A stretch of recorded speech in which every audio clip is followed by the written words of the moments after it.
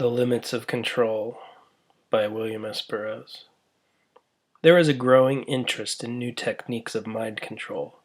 It has been suggested that Sirhan Sirhan was the subject of post-hypnotic suggestion, as he sat shaking violently on the steam table in the kitchen of the Ambassador Hotel in Los Angeles while an as-yet unidentified woman held him and whispered in his ear.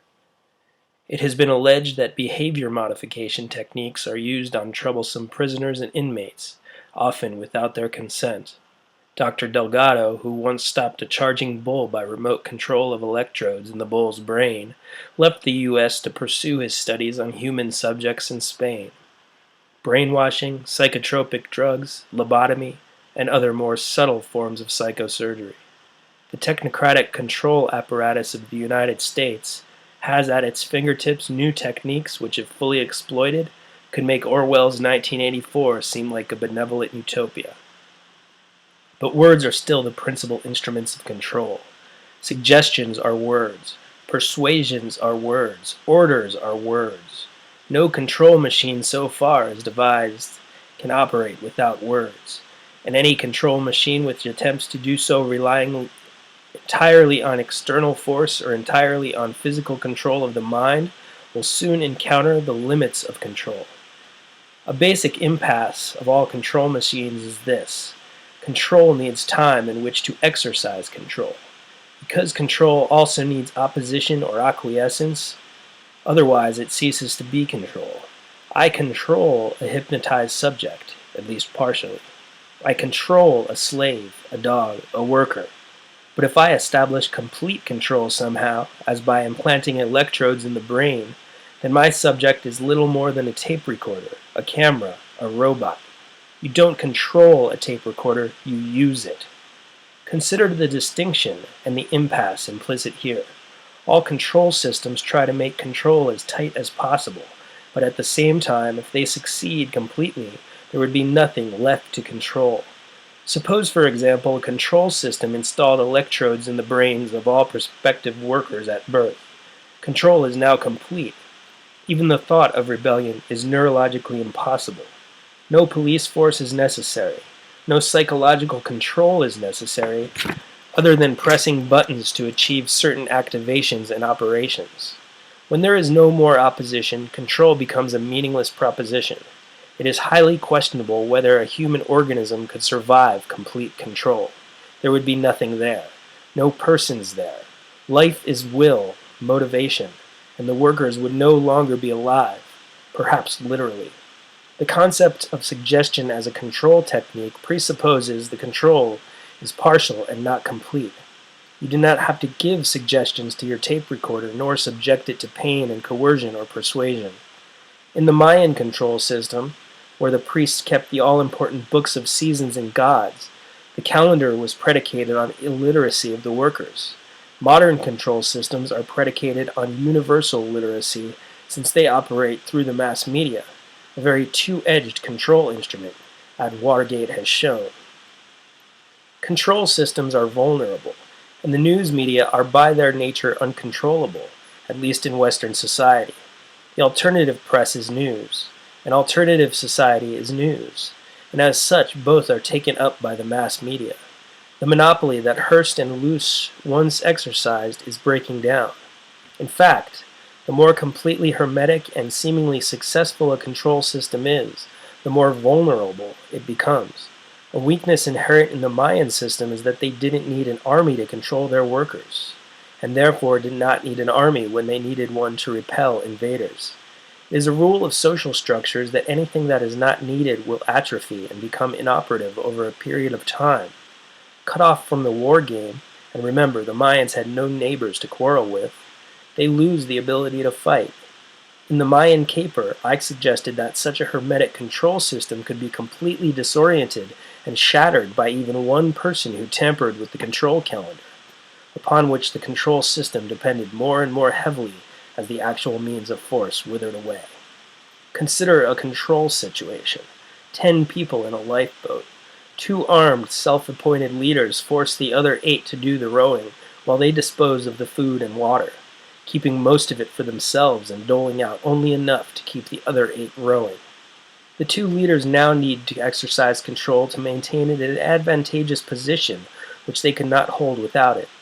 Here the method of control is force, the possession of guns. Decontrol would be accomplished by overpowering the leaders and taking their guns. This effected, it would be advantageous to kill them at once. So once embarked on a policy of control, the leaders must continue the policy as a matter of self-preservation. Who, then, needs to control others but those who protect by such control a position of relative advantage? Why do they need to exercise control? Because they would soon lose this position and advantage, in many cases their lives as well, if they relinquished that control. Now examine the reasons by which control is exercised in the lifeboat scenario.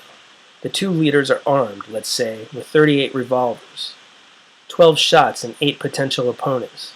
They can take turns sleeping.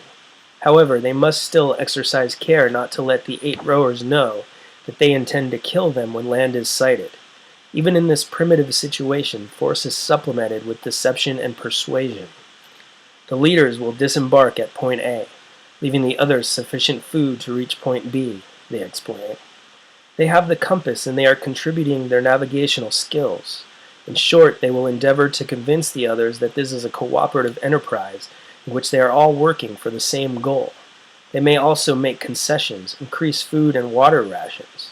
Concession, of course, means the retention of control, that is, the disposition of the food and water supplies. By persuasions and by concessions, they hope to prevent a concerted attack by the 8 rowers. Actually, they intend to poison the drinking water as soon as they leave the boat. If all the rowers knew this, they would attack, no matter what the odds. We now see that another essential factor in control is to conceal from the controlled the actual intentions of the controllers. Extending the lifeboat analogy to the ship of state, few existing governments could withstand a sudden, all-out attack by all their underprivileged citizens, and such an attack might well occur if the intentions of certain existing governments were unequivocally apparent. Suppose the lifeboat leaders had built a barricade and could withstand a concerted attack and kill all 8 of the rowers if necessary. They would then have to do the rowing themselves, and neither would be safe from the other.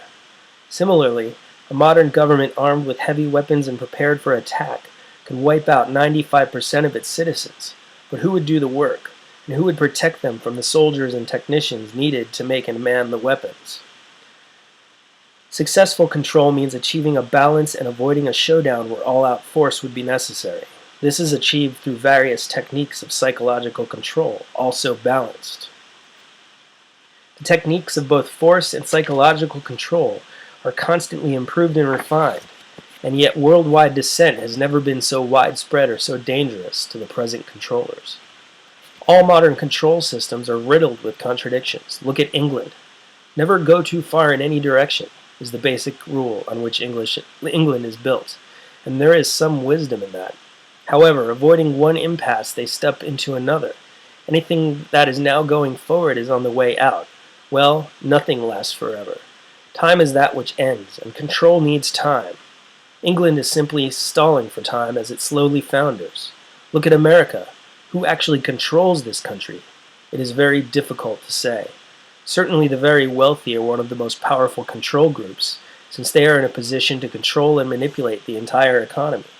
However, it would not be to their advantage to set up or attempt to set up an overly fascist government.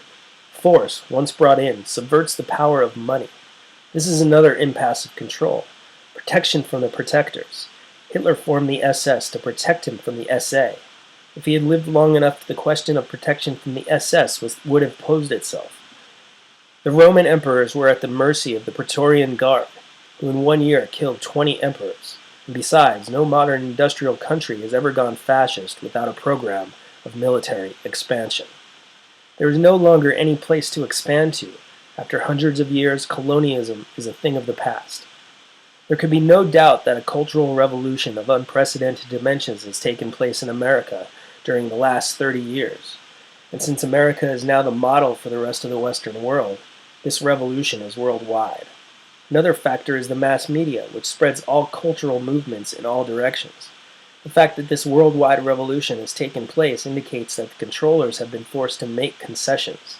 Of course, A concession is still the retention of control. Here's a dime, I keep $1. Ease up on censorship, but remember we can take it all back. Well, at this point, that is questionable. Concession is another control bind. History shows that once a government starts to make concessions, it is on a one-way street. They could, of course, take all the concessions back, but that would expose them to the double jeopardy of revolution and the much greater danger of overt fascism, both highly dangerous to the present controllers. Does any clear policy arise from this welter of confusion? The answer is probably no. The mass media has proven a very unreliable and even treacherous instrument of control. It is uncontrollable owing to its need for news. If one paper, or even a string of papers owned by the same person, makes that story hotter as news, some other paper will pick it up. Any imposition of government censorship on the media is a step in the direction of state control, a step which big money is most reluctant to take. I don't mean to suggest that control automatically defeats itself, nor that protest is therefore unnecessary. Government is never more dangerous than when embarking on a self-defeating or downright suicidal course. It is encouraging that some behavior modification projects have been exposed and halted, and certainly such exposure and publicity could continue. In fact, I submit that we have a right to insist that all scientific research be subject to public scrutiny, and that there should be no such thing as a top secret research.